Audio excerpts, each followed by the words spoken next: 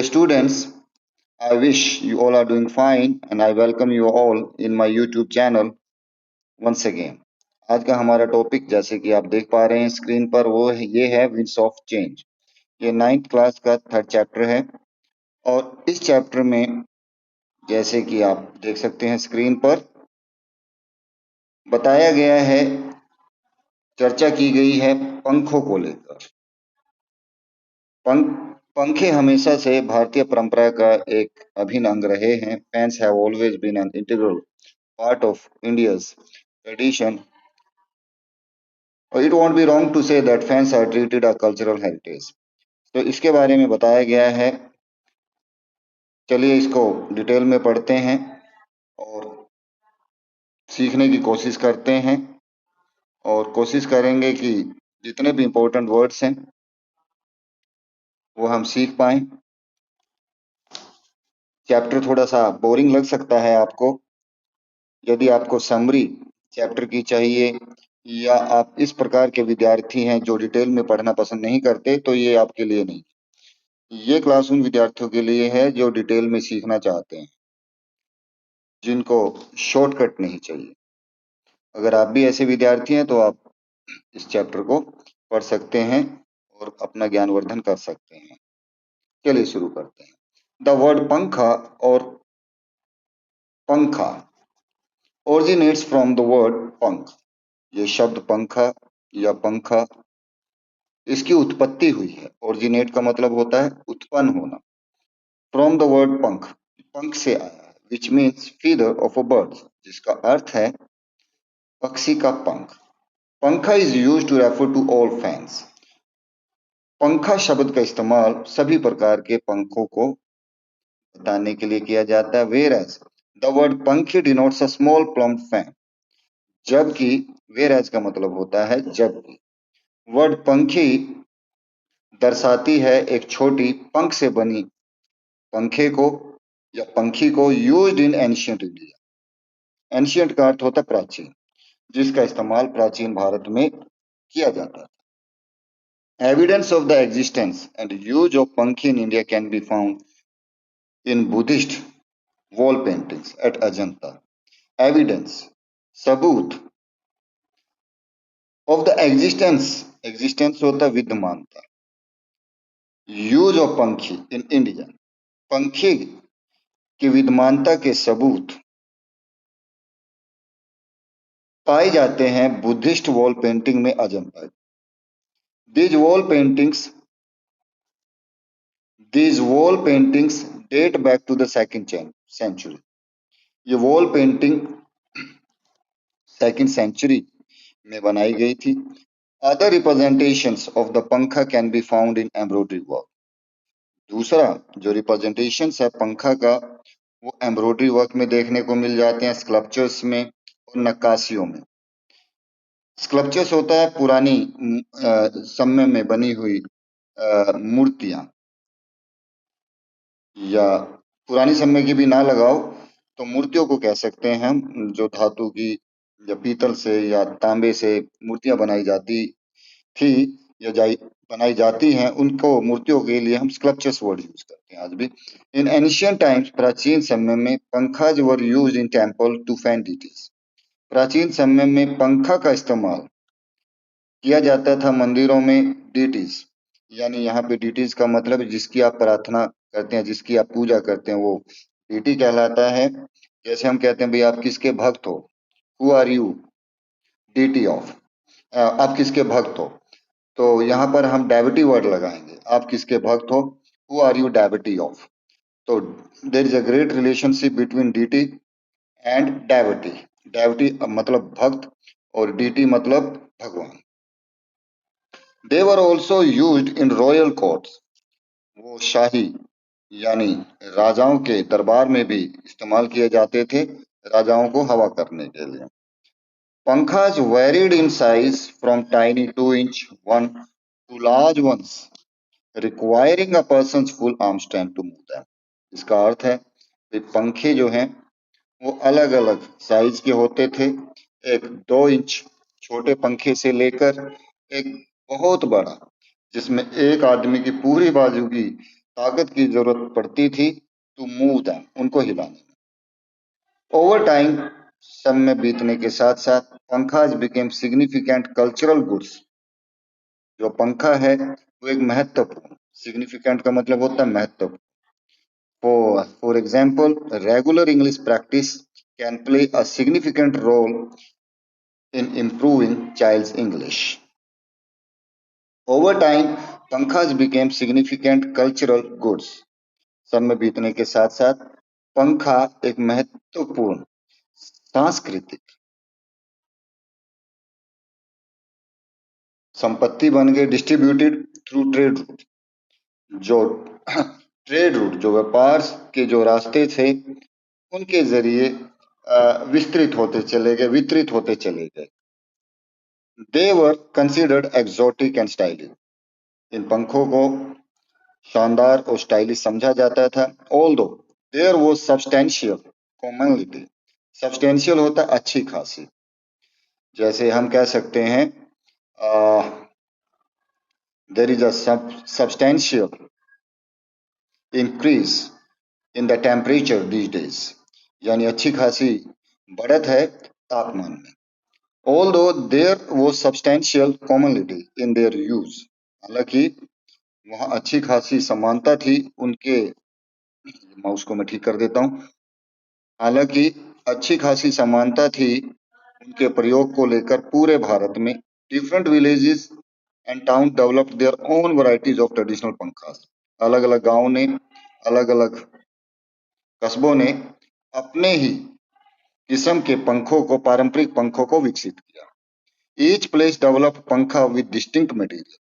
हर जगह ने पंखे विकसित किए अलग प्रकार के मटेरियल के साथ। और a variety of intricate, intricate होता है एलाबोरेट, यानी जिसमें कोई कमी ना छोड़ी गई हो। वैरायटी ऑफ इंट्रिकेट डिजाइन, बड़े ही सुंदर संपूर्ण डिजाइन के साथ। That set them apart from one another. Set apart का मतलब वो अलग करना, जो कि उनको अलग करते थे एक दूसरे से। बम्बू, केन, पाम लीफ सिल्क। बम्बू बांस, केन बेंत, पाम लीफ ताड़ के पत्ते, सिल्क रेशम,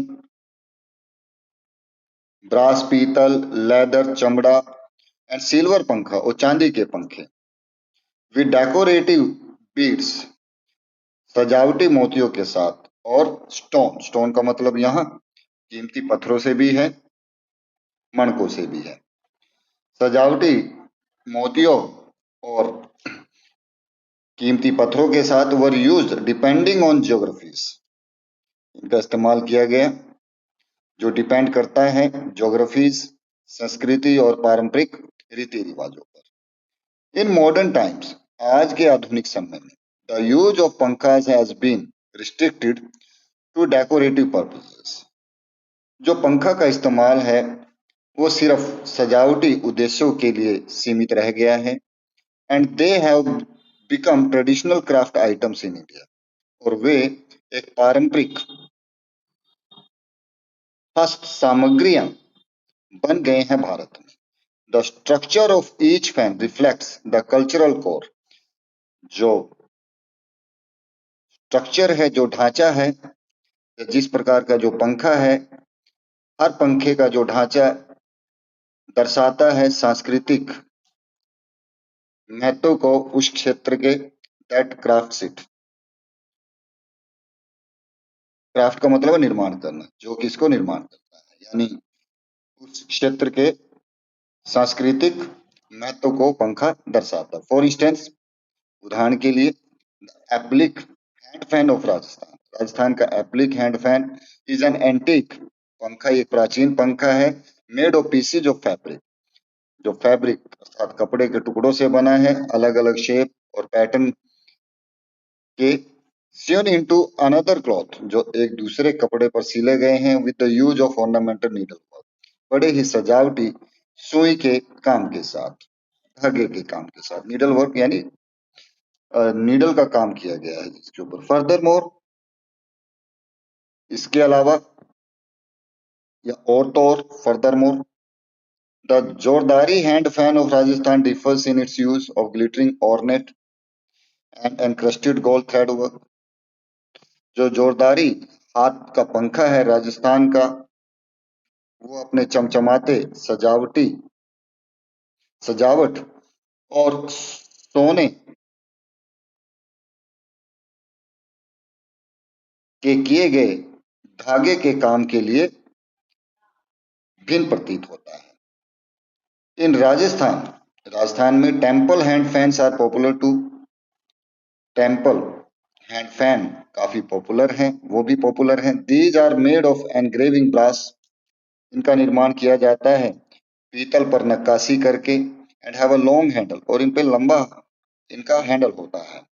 द पेंटेड हैंड फैन, पेंट किए हुए hand fan. A cardboard pankha featuring various images, एक कार्डबोर्ड से बना पंखा जिसपे अलग अलग प्रकार की आकृति है, is usually offer to gods. इनको आमतौर पर भगवान को समर्पित किया जाता है या भगवान पर पे चढ़ाया जाता है। ये कुछ पंखे आप देख सकते हैं, इतना इनका महत्व है। कुछ टिकटों के ऊपर भी,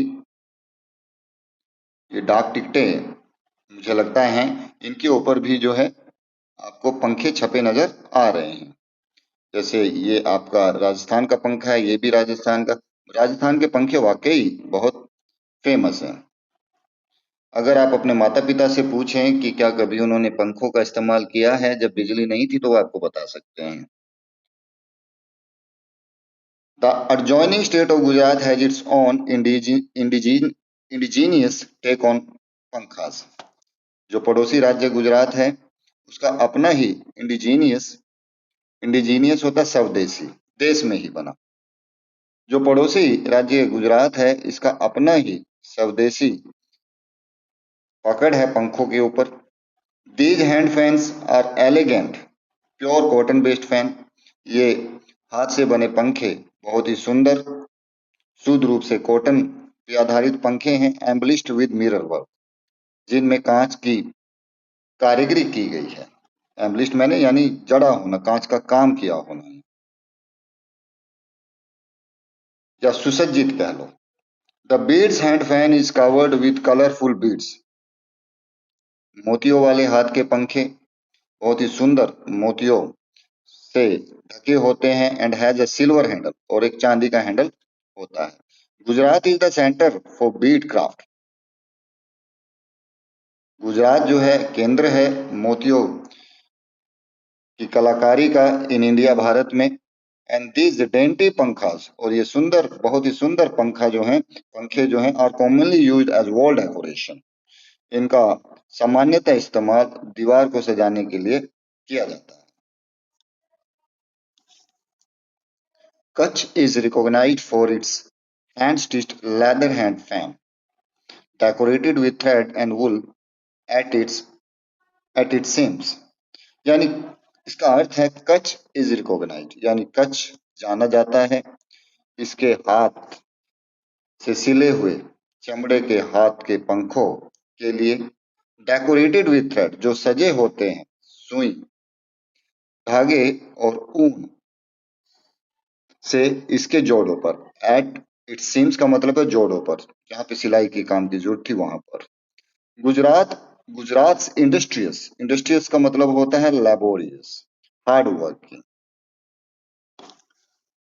गुजरात की मेहनती घरेलू महिलाएं, महिला वर्कर्स, काम करने वाली, हैव वर्कड टायरलेसली, उन्होंने निरंतर मेहनत की है। वर्क टायरलेसली मतलब बिना थके मेहनत करना, यानी निरंतर मेहनत करना। इन द हैंडीक्राफ्ट ऑफ पंखा, पंखे की हस्तकला में, पंखा बनाने की हस्तकला में, to produce embroidered hand fan. Embroidered का मतलब होता है जिनके ऊपर कढ़ाई की गई है। Embroidered hand fan with traditional mirror work, पारंपरिक कांच के काम के साथ साथ। एंड क्रॉस स्टिच एम्ब्रॉयडरी, और क्रॉस स्टिच एम्ब्रॉयडरी, एम्ब्रॉयडरी दोबारा आ गया वही कढ़ाई के साथ। इन डिफरेंट शेप, अलग अलग आकार की और अलग अलग आकृति और आकार की। ये कुछ एग्जाम्पल हैं, जैसे एम्ब्रॉयडरी, जिसपे एम्ब्रॉयडरी आप देखो, एम्ब्रॉयडरी की गई है, कढ़ाई की गई है इस पे। ये भी गुजरात का पंखा है एक, और ये भी गुजरात का एक पंखा है। चलिए आगे बढ़। बंगाल के कलाकार बहुत ही नाजुक पंखे बनाते हैं। 16 के सफेद मिल्की स्पॉन्जी का इस्तेमाल करते हुए। The palm leaf hand fans are locally referred to as tal पत्थर पंखा।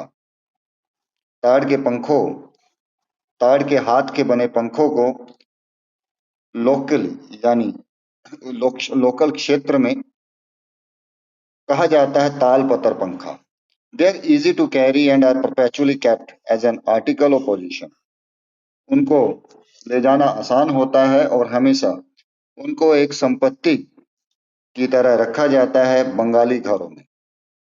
Other states in India have their own variation. जो अलग अलग राज्य हैं भारत के, उनमें अपने अपने उनके प्रकार हैं पंखों के। The pad hand fans of Uttar Pradesh are adorned with pure gold.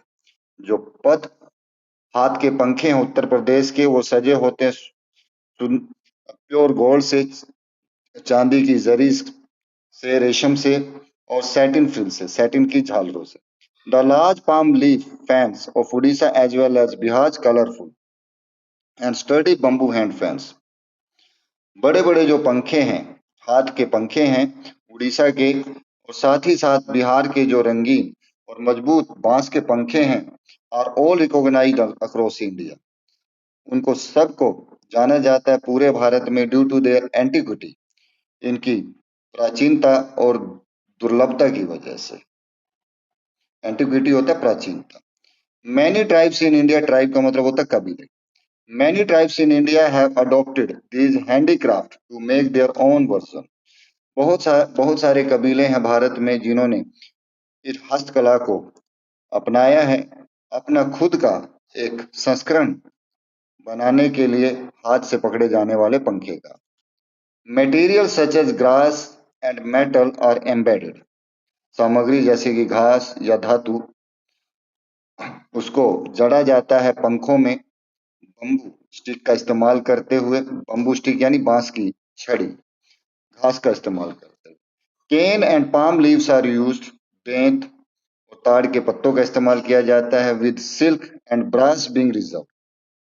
रेशम और पीतल को आरक्षित रखा जाता है प्राचीन